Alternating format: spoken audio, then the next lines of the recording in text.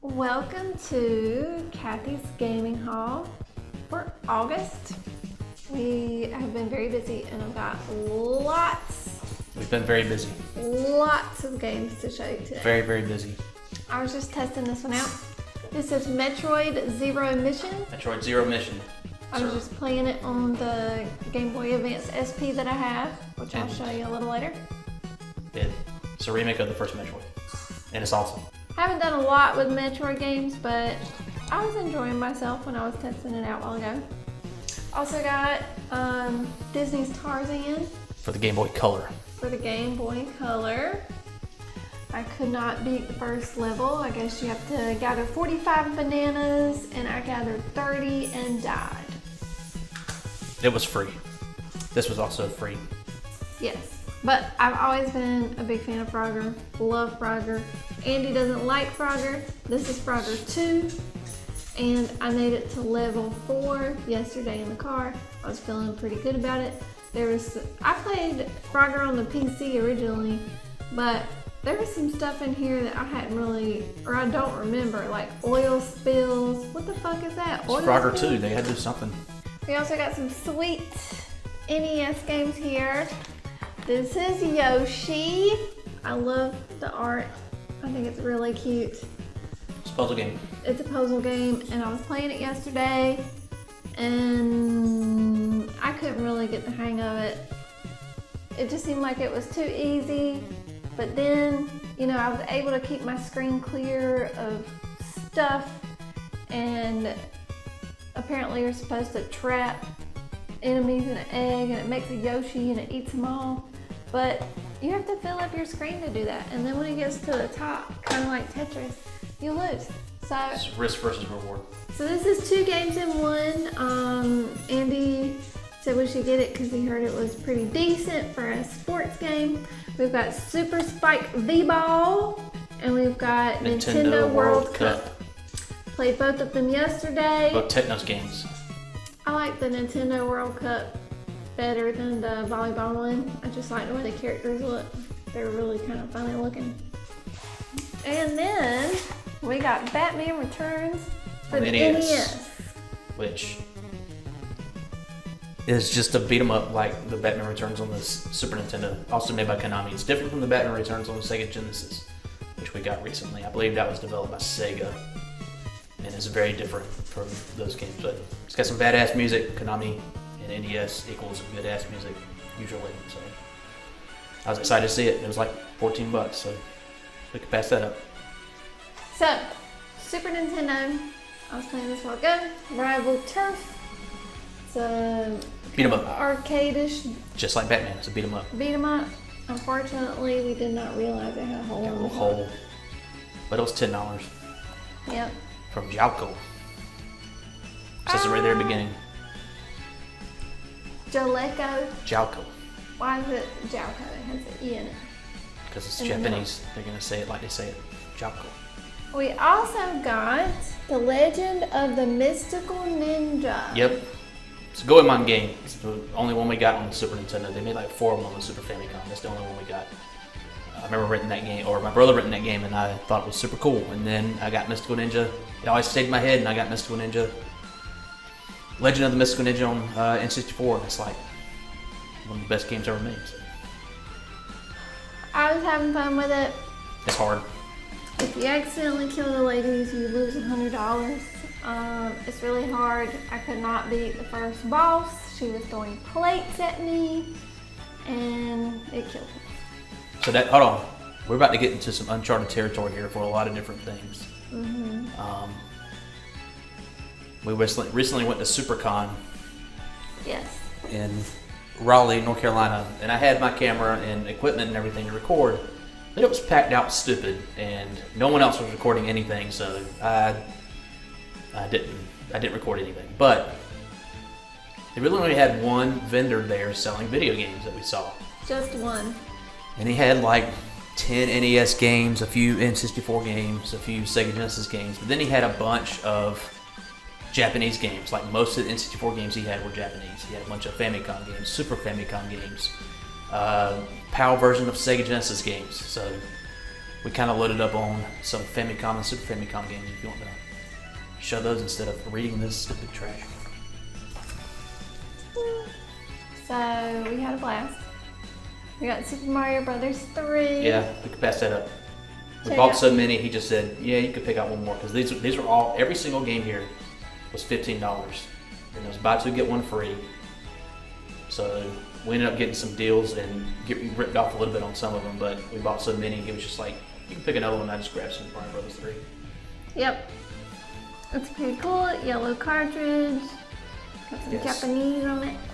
And some of these I've got notes on, so Good, because I can't remember Yes. the name of them all. So, like this one. that is Seray Serigary. Gary. I don't know if that's how you So say it. this is but- what our fucking country ass North Carolinian Serigary. people are gonna say. It basically means like ghost hunter in English.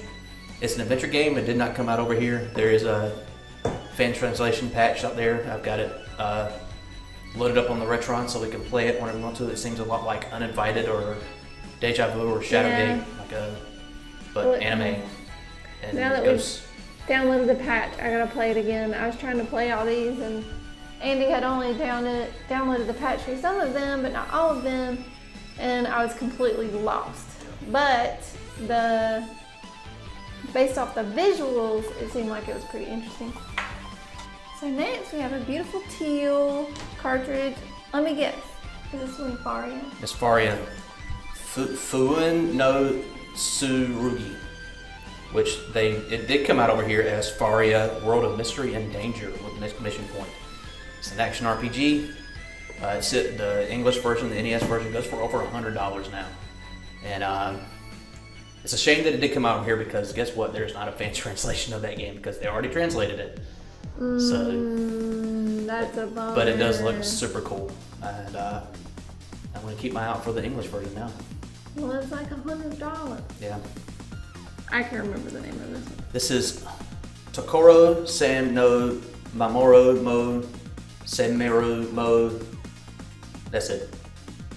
This is in my notes. I copied this off the internet. Takoromo Semiromo. Tokoro Sen Mo Mamoru Mo Senmeru Mo. Senmeru. Sombrero. It's a lot of mo's. Basically, it's a dude with sunglasses and shoots cats with a water gun. It Yeah, seemed he's awful. really, really funny. Well, Doesn't have an English translation. I don't think it. I think I only found one. Just a listing of that game, like hey, it exists. Like no one talking about it at all. So. then we've got Juvie Quest. Juvie Quest.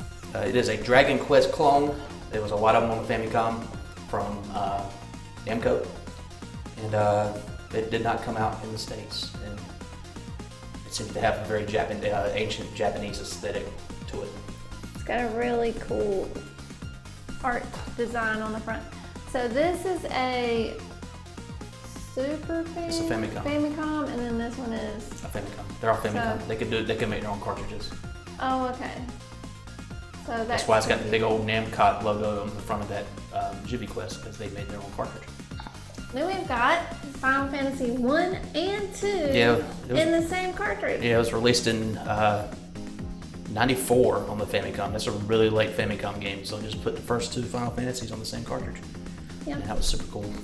And anything that's white is slightly dirty. So Yeah, it's dirty. unfortunately, it cannot be cleaned 100%, but it's still pretty cool looking. I gotta have fun playing this little game. Yeah, this is Takahashi Meijing no Baguette Honey, or Bug Honey. Bug Honey! It's based on an Adventure Island anime. I knew it was Adventure Island because that's totally Master Higgins on the front. That's Takahashi Meijing. And I thought maybe it might be Adventure Island 3 or 4 or something like that. But no, it's like an action game that's just based off the anime that they made in the 80s for Adventure Island. There's this little pink girl. She flies around throwing hearts. Yeah, That's she as shoots far as hearts I at- got. And then like you go in these special stages and it's just Arkanoid. Seemed pretty cool. Definitely unexpected. It is. So we've got a theme coming up for the next like 5 games, so strap in, people.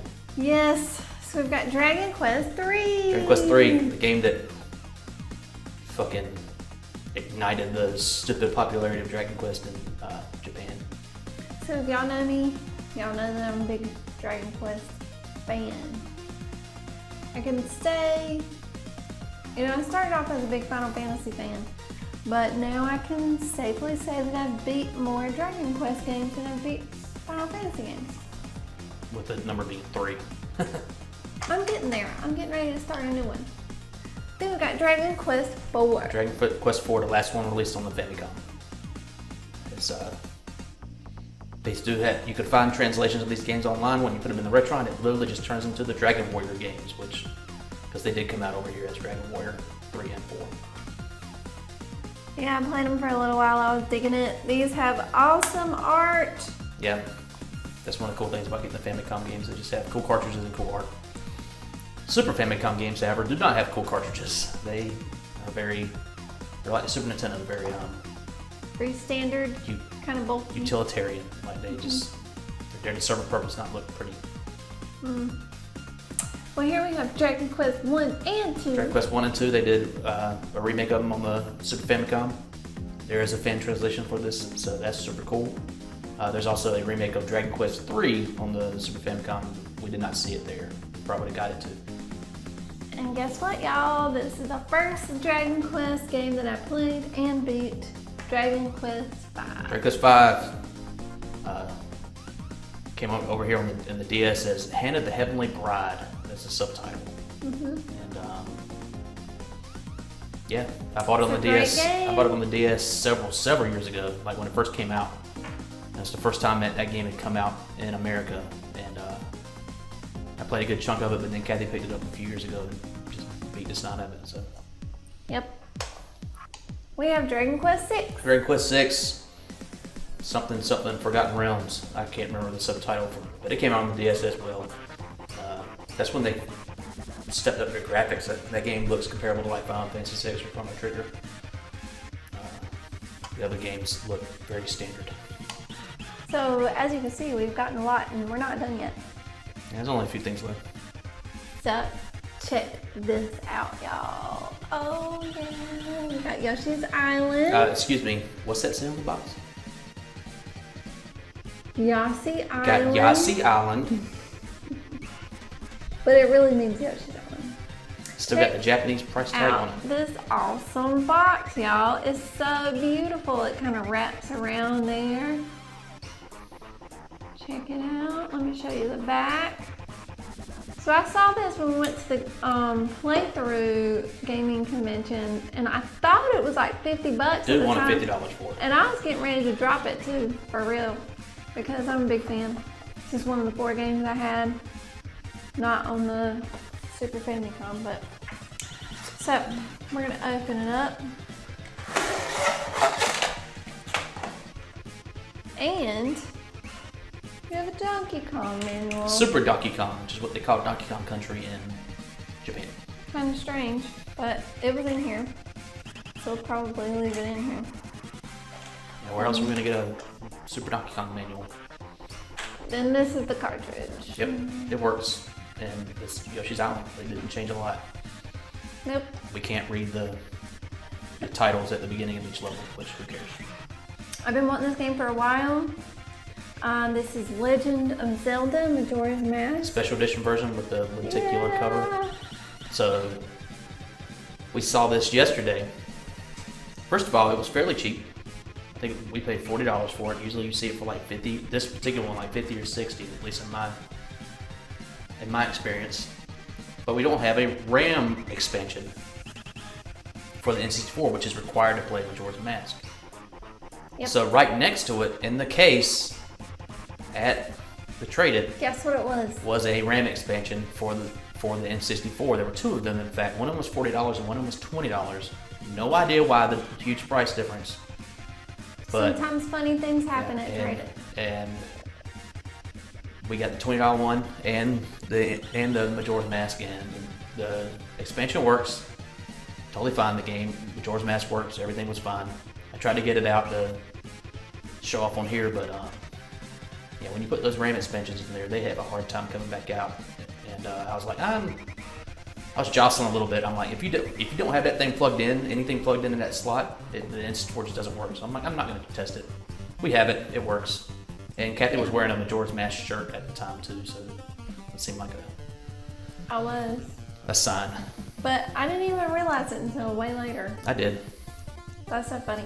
Well, I had wanted to purchase this a couple of other times. I've seen it around, but Andy was like, well, we don't have this. We don't have the expansion. We can't do anything with it. And I'm like, okay. It's one of the 3 games that requires the expansion factors: Donkey Kong 64, Perfect Dark, and Majora's Mask. So when we saw the 2 of them together, it was a sign, and I got them both.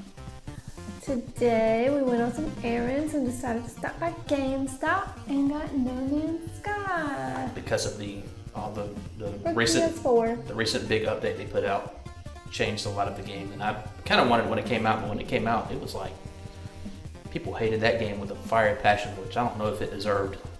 People will find any reason to get pissed off about anything, I guess, but I didn't pick it up, and I was looking around for it yesterday and couldn't find it.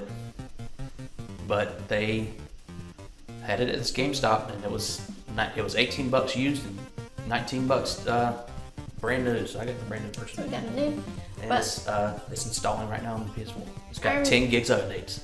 I remember when he was so excited about this game coming out. You were. Mm-hmm. And then when it came out, he was like, no, I ain't gonna get it. Nope. And this is a first. A Wii game, y'all. I bought a Wii game, Metroid Other M. I've been on a Metroid kick here lately. So that was $9 at GameStop. I was like, I'm gonna get that. And it's awesome. It's also really heavy. Well, it's got everything in it. It's got the manual. It's got all the stuff it usually comes with. Man, the gas manual.